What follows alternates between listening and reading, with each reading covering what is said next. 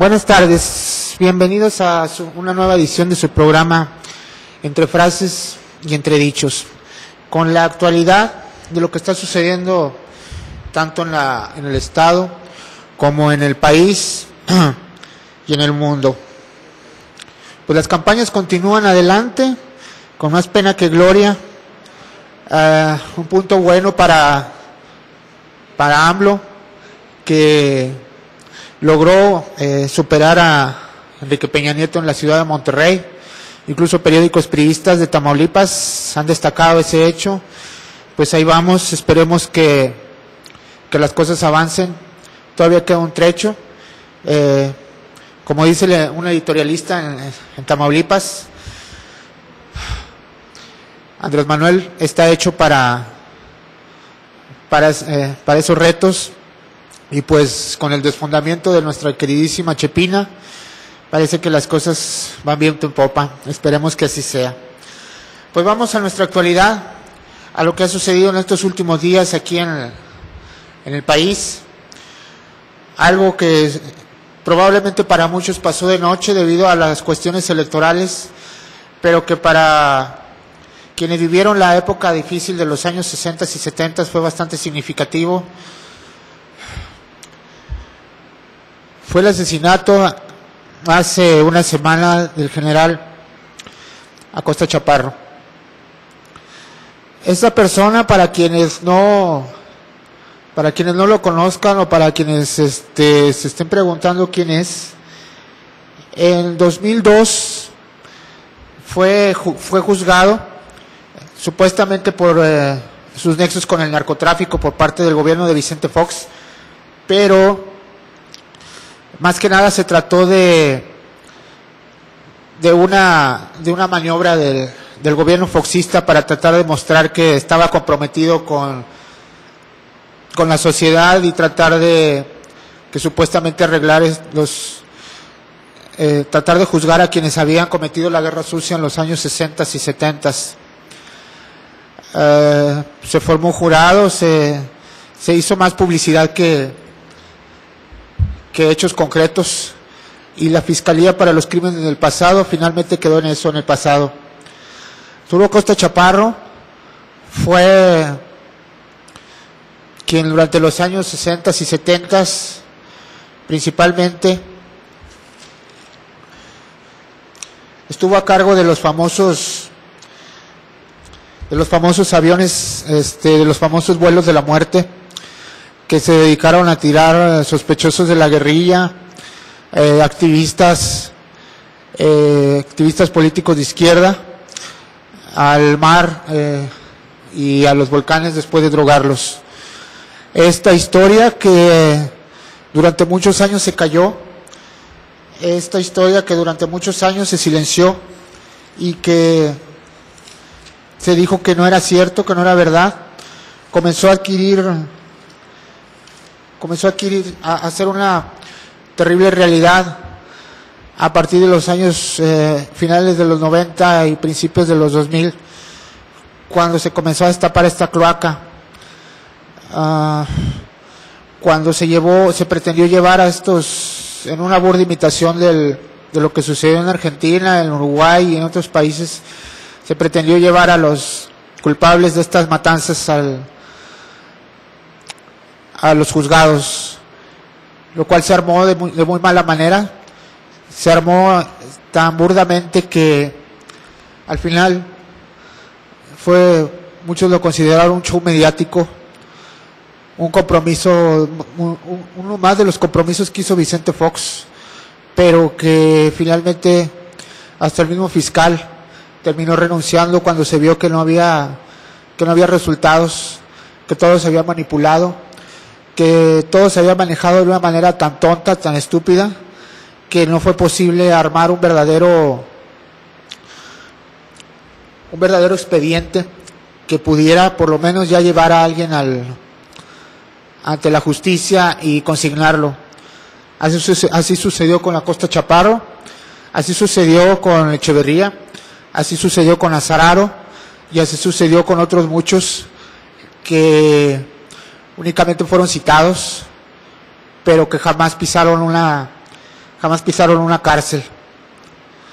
Nazararo murió en su cama.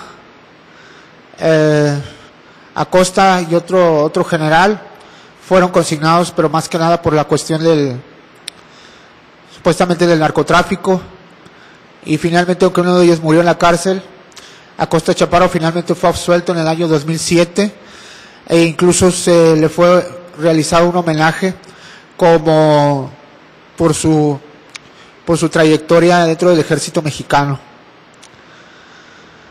El premio a este genocida fue, terminando el gobierno de Vicente Fox y entrando en el Calderón, aunque muchos no lo supieron, haberse convertido en uno de los asesores más importantes del nuevo gobierno en cuanto a en materia de narcotráfico. Me atrevería yo a decir que Acosta Chaparro fue uno de los que apoyaron y más impulsaron la actual política que se está llevando a cabo de poner el ejército en las calles, la cual le fue ampliamente recomendada por su parte a Calderón. Se dijo durante todo ese tiempo que Acosta no solo era un asesor, sino que también por sus grandes nexos con el narcotráfico, por sus importantes nexos con el narcotráfico, era el operador que mantenía a Calderón en contacto con los carteles con los que el presidente negociaba. Como fue un secreto a voces durante estos 6 años de este periodo, Calderón atacó fuertemente al cartel del Chapo, perdón, al revés, porque hay carteles a los que aparentemente él no les hizo absolutamente nada, ni siquiera los arañó, y hubo carteles a los que atacó fuertemente hasta casi destruirlos. Eso se ha dicho hasta el cansancio que fue por un trato que hizo con el Chapo Guzmán a través de Acosta Chaparro. Sin embargo, parece que la cuerda se rompe por el punto más delgado, y hace una semana, mientras se encontraba en un taller mecánico en la Ciudad de México con otras 2 personas, el general fue asesinado al mejor estilo de los terroristas y los narcotraficantes colombianos. Un tipo en una motocicleta se acercó, le dio 3 tiros y se escapó de inmediato. Como ha sucedido en otros crímenes, lo más seguro es que quede en silencio. No es posible destapar esta cloaca, porque la muerte de Acosta Chaparro podría descubrir toda la basura acumulada, no solo durante el sexenio de Calderón, por debajo de la mesa, sino incluso en el sexenio de Fox, y tal vez hasta los sexenios de Zedillo y de Salinas de Gortari. Por lo que se podría decir que hay un solo asesino y hay muchos autores intelectuales. Los que ustedes quieran mencionar son personas que deseaban ver a este sujeto asesinado, ya fuera quienes no querían que en su momento pudiera llegar a hablar en caso del hipotético triunfo de otro partido que no fuera el PAN o el PRI en las elecciones del 2012, o también se debió a que se han comenzado a romper los lazos entre ciertos grupos del narcotráfico y Calderón.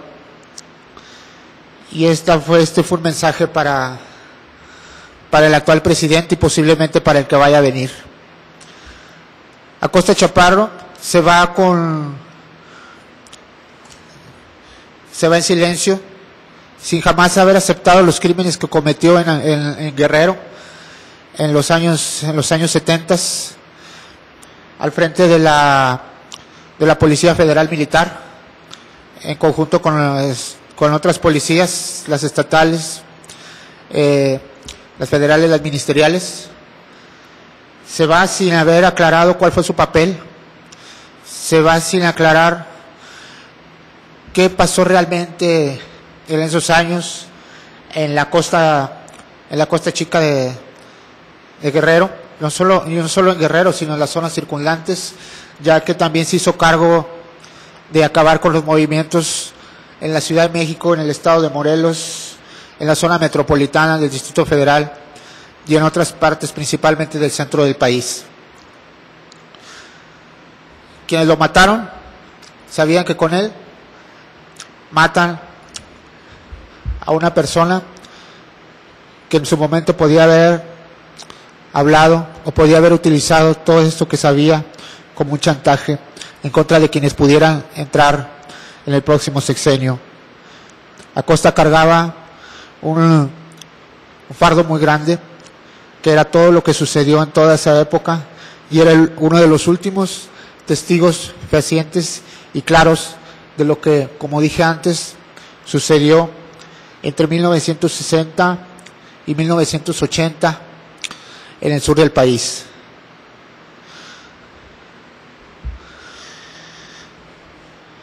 Pues no hay más que decir de esta persona. Esperaremos a ver qué resulta de las investigaciones, si es que realmente hay investigaciones y si es que realmente hay un compromiso de destapar esta cloaca, algo que realmente consideramos muy difícil de que se vaya a realizar.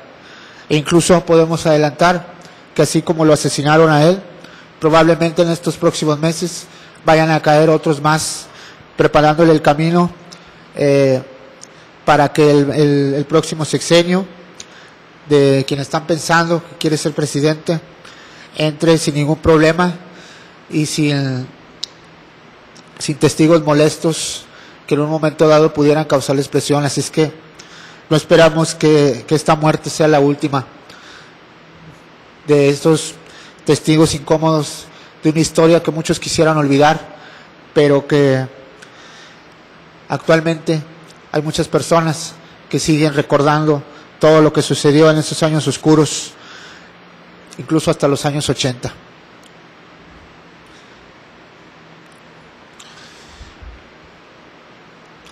Continuamos después de la pausa.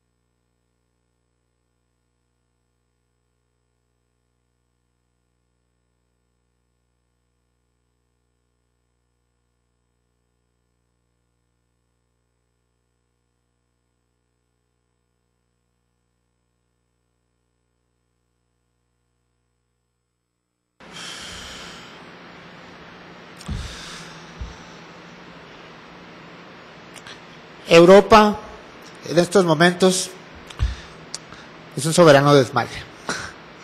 Europa, no me atrevería a decir que se parece a la Europa de los años antes del ascenso del fascismo, pero sí me atrevería a decir que es una Europa en una transformación que ahorita no me atrevería a decir hacia dónde va.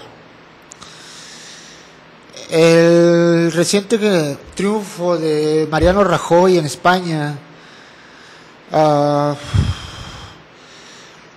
no significó más que un cambio de estafeta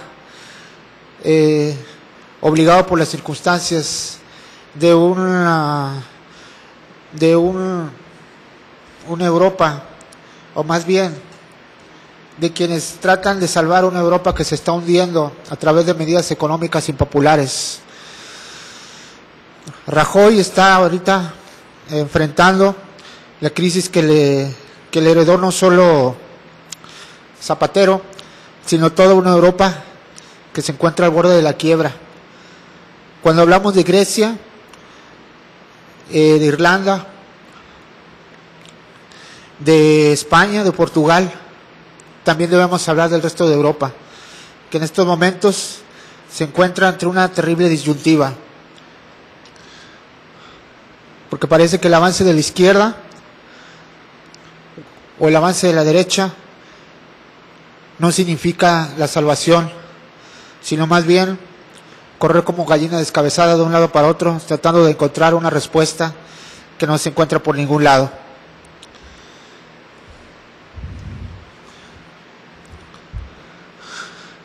Apenas hace unos días, uno de los más férreos impulsores del neoliberalismo aquí en Francia, que fue Nicolas Sarkozy, y su esposa Carla Bruni, fueron prácticamente mandados al basurero de la historia, con una Francia también totalmente quebrada, donde no se ve lo que es el socialismo, lo que es un gobierno socialista o lo que es un gobierno de derecha, sino la terrible realidad de millones y millones de personas en desempleo, endeudados, iracundos, donde un presidente que se la pasaba en la Costa del Sol, ante las cámaras, presumiendo a su esposa, saliendo en las revistas de modas, mientras su país estaba hundiendo en la quiebra más terrible. Todavía el año pasado se decía que Sarkozy junto con Angela Merkel eran los líderes de Europa, los que estaban marcando el paso. Ya vimos la clase de paso que marcó y cómo en estos últimos días los franceses decidieron que ya bastaba, aunque a diferencia de España decidieron darle una oportunidad al socialismo. Como lo vuelvo a repetir, esto no significa más que un cambio de estafeta. Lo más preocupante de esta situación no es que se sustituya a una derecha de lujo por un socialismo bonito del Paris Match a la revista Hola, sino los terribles signos de una historia que creíamos haber superado y que tal parece que el péndulo de la historia vuelve nuevamente de regreso. Hollande ganó en Francia y parece que va a ser, sin ninguna duda, el próximo presidente de este país. Pero la extrema derecha francesa, la de Jean-Marie Le Pen y ahora la de Marine Le Pen, adquirió por primera vez en su historia una fuerza tal que incluso puso a temblar a Nicolas Sarkozy. Después de 7 décadas en que habíamos creído superado el fascismo y la extrema derecha en Europa por una derecha y un socialismo, digamos, entre comillas, moderno, democrático, capitalista, avanzado, y se había dejado en el arcón de los recuerdos a los viejos signos que a veces pugnaban por surgir, pero que todos sabíamos, tanto aquí como en Europa, que muchas veces conseguían apenas el 1 o el 2%. Resulta que en Francia la derecha, la ultraderecha, alcanza un máximo histórico. Alcanza un máximo histórico y no solo debe poner a temblar al socialismo, sino también a la derecha tradicional, tal y como lo ha comenzado a hacer ya en Europa Central. La desesperación de la gente, el coraje, el buscar culpables, el buscar soluciones fáciles, como sucedió a principios de los años 30 en Europa, está haciendo que el fascismo vuelva a surgir. Un fascismo con todas sus viejas, con todas sus viejas historias que nosotros ya conocíamos, que no han cambiado absolutamente nada: antisemita, antiinmigrante, anticomunista y ultranacionalista. Una ultraderecha que está apoyando también a Mariano Rajoy y que ha tratado ahora en España de que todo lo que se avanzó en la última década se eche para atrás, incluso olvidando los crímenes franquistas y volviendo a alabar a la Falange y a los muy viejos signos que todos creíamos que ya estaban totalmente olvidados. Cuidado, porque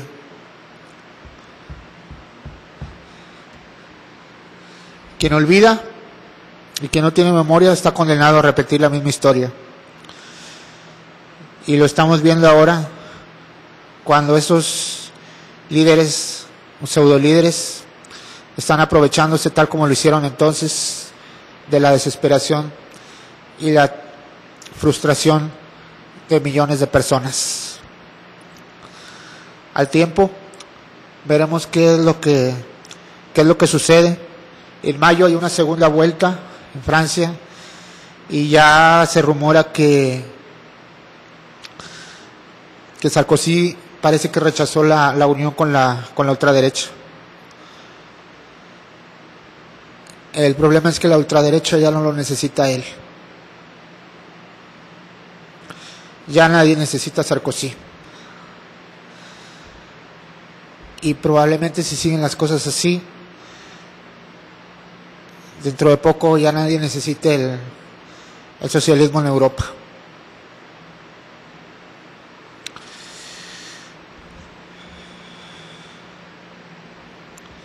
Si no,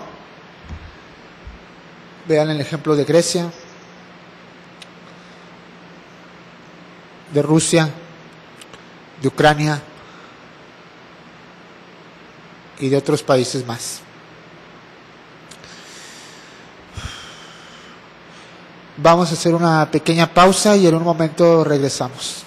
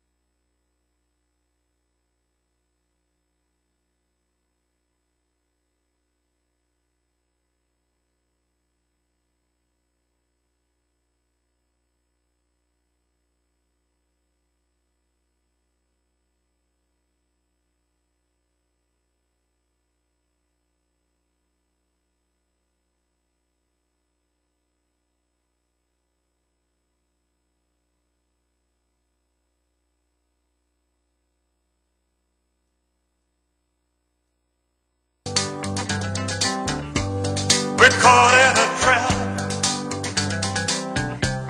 I can't walk out.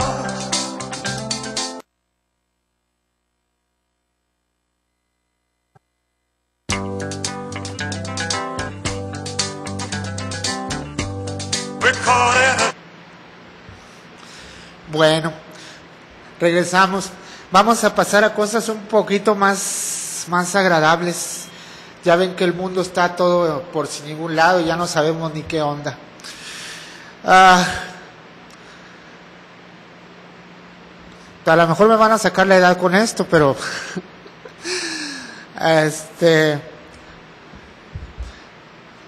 estaba yo en la primaria un día de 1977 y de repente estaba yo viendo las noticias como a las 7:30 de la noche, creo que era Adela Micha, y me acuerdo muy bien que se dio la noticia de la muerte de Elvis Presley. Digo, pues yo en ese momento no ubiqué la importancia de lo que estaba yo viendo, aunque sí lo recuerdo muy bien. Recuerdo haber visto las imágenes de la casa de Graceland por fuera, la gente afuera con veladoras, y la noticia de que lo habían encontrado ese día aproximadamente a las 3 de la tarde más o menos en su casa. Lo había encontrado su manager muerto, tal y como dicen ahora que se parece mucho a la muerte de Michael Jackson. No sé si tendrán por ahí las fotos. Bueno, de Elvis, no del funeral.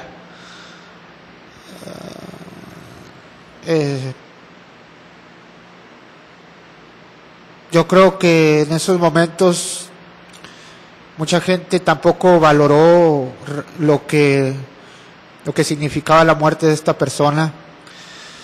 Ya sus últimos conciertos, las últimas ocasiones en que se presentaba en Las Vegas, era un monstruo, una botarga, y no exactamente la del doctor Simi. Se dice que gastaba hasta $1 millón en medicamentos al año, igual exactamente que Michael Jackson.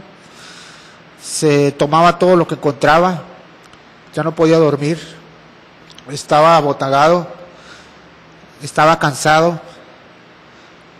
Dice la leyenda urbana que se dormía viendo hasta 20 televisiones encendidas al mismo tiempo, y ya estaba totalmente alejado de su familia. Su madre había muerto, su esposa Priscila se había ido con su hija Lisa Marie, y desde 1975 ya se encontraba solo. De hecho tenía 42 años. Tenía 42 años al fallecer, y era una persona que se veía de mucha más edad. Su último concierto, que yo acabo de ver en la red, y que lo pasaron también unas imágenes en televisión, ya no muestra nada de lo que se me acabo de mostrar ahorita en las fotografías. Era alguien que ya no podía dar más, que estaba cansado, y cuyos máximos logros consiguió allá a fines de los años 50 y 60. Dice la historia que su máximo se cortó cuando se fue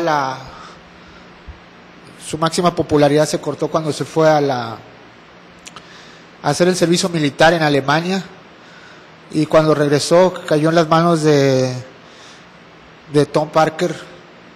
Se comenzó a repetir y a repetir y a repetir una y otra vez. Una persona que pudo haber dado muchísimo más, tal y como se vio en el concierto que realizó en 1969, en donde cantó canciones nuevas, en donde se vio otro Elvis Presley totalmente renovado, pero que no fue más allá. Un Elvis Presley conservador, un Elvis Presley aterrado por los turbulentos años 60, y que hay una foto muy famosa donde está en una reunión, incluso se hizo una película donde fue a saludar a Richard Nixon, porque Elvis Presley estaba aterrado con las revueltas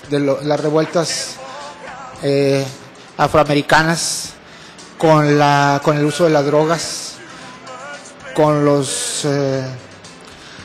incluso hasta con los Beatles, a los que se dice lo mandaron para espiarlos, porque Edgar Hoover pensaba que eran comunistas, y se sacó de la manga Elvis Presley como el buen muchacho americano, para hacer frente a aquellos melenudos izquierdosos que andaban tratando de soliviantar al mundo. Leyendas van, leyendas vienen. El hecho es que Elvis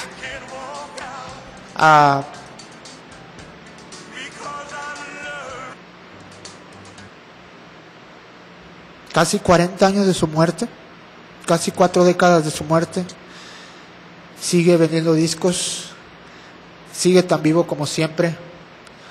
No hay que olvidar cuando ahora en uno de los pasados mundiales una de sus canciones se volvió muy famosa. Lástima que no pudo superar esa fama. Ahora sí que la fama se lo comió, lo devoró totalmente, lo acabó y terminó destruyéndolo. Una persona que, igual que Marilyn Monroe, fue una persona que no pudo vivir con su mito, que al final estaba totalmente solo, con muchos millones de dólares, propiedades,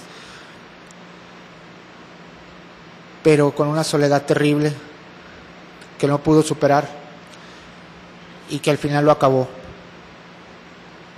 Elvis Presley, el rey del rock and roll, el rey que pudo haber sido un verdadero innovador y que al final terminó siendo una caricatura en todas aquellas tristes parodias y películas que realizó en los años 60 de la mano de su manager Tom Parker, y que solo ayudaron a sepultar su mito en medio de los intensos años 60, a los cuales él no supo comprender, no supo entender. Lástima, porque muchos de aquellos que hicieron la música en esa época lo consideraron su padre musical, entre ellos McCartney, Lennon, los Rolling Stones, y otros muchos grupos a los cuales él nunca consideró ni siquiera reunirse. Aislado y triste, terminó un día de 1977, hace 35 años. Pero quien desee seguir su trayectoria, escuchar su música, ahí está, por la magia del internet. Ahí están sus videos, ahí está, ahí lo podemos descubrir, oyendo canciones que nunca hemos escuchado y pensando en lo que pudo haber llegado a ser y nunca logró. Descanse en paz, Elvis Presley, y aquí guardamos su gran recuerdo, el gran recuerdo del más grande de todos. Hacemos una pequeña pausa y regresamos.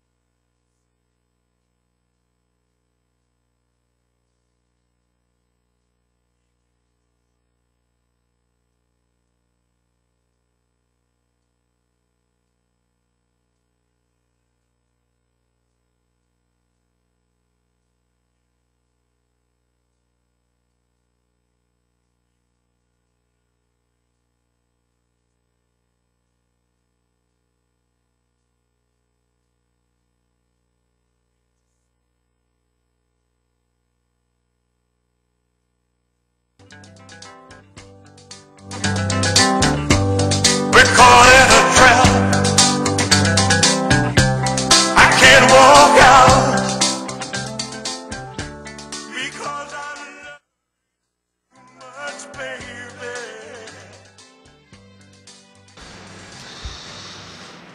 Bueno, regresamos a Entre Frases y Entre Dichos. Vamos a regresar de 1977 a 2012 y a nuestra realidad, a la realidad que estamos viviendo en estos días, en estos momentos. Una realidad que puede no agradarnos, pero que somos parte de ella. Casi para terminar el programa, quiero decirles, comentarles lo que siempre les digo al final. Faltan unos días para las elecciones, el tiempo pasa muy rápido. Hay mucha gente que sigue pensando en que la mejor manera de participar es no participando, que la mejor manera de ofrecer su testimonio ante la historia aquí en México es yéndose a encerrar a sus casas o dejando las boletas en blanco. Quiero decirles que eso no es hacer historia, sino retrocederla. Que no hacemos historia cuando decidimos no formar parte de ella, sino que nos vamos y nos volvemos seres anónimos, sin derechos y sin poder tener ninguna posibilidad de reclamar o de por lo menos levantar una bandera de lucha para tratar de cambiar lo que ya va a ser demasiado tarde transformar. En unos días más tú tendrás la oportunidad de hacer eso. No la desperdicies, porque de lo contrario, quizás gane quien tú no quieras, quizás triunfe quien tú no apoyas. No hagas caso a las encuestas, no hagas caso a las informaciones tendenciosas de los medios electrónicos impresos.